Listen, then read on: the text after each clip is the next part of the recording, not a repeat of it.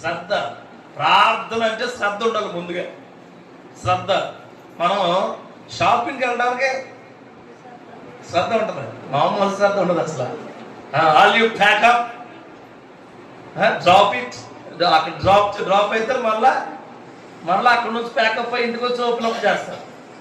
అంటే ప్రతిదానికి మీకు ఏముంటది, ఎగ్జామ్ రాయడానికి శ్రద్ధ ఉంటుంది, కాలేజ్కి వెళ్ళడానికి శ్రద్ధ ఉంటుంది, పిల్లల స్కూల్కి రెడీ చేయడానికి శ్రద్ధ ఉంటుంది, అన్నిటికి శ్రద్ధ ఉంటుంది. చర్చికి రావడానికి ఇప్పుడు అందరే చర్చికి రావడానికి శ్రద్ధ ఉంటుంది అయ్యారని చెప్పాలా? హల్లెలూయా. ఎందుకు ఉండదండి? మాకు ఉంటుంది. ఆదివారం ఎప్పుడు వస్తుందని, ఆరాధన ఎప్పుడు వెళ్తామని, ఆరాధనలో ఆ పరిశుద్ధాత్ముడిని ఎప్పుడు మేము ప్రార్థిస్తామని సోమవారం నుంచి ఎదురు చూస్తున్నాం అయ్యారని చెప్పాలి. కానీ మీరు ఏం చెప్తున్నారు? శ్రద్ధ ఉండదండి, ఉండదు.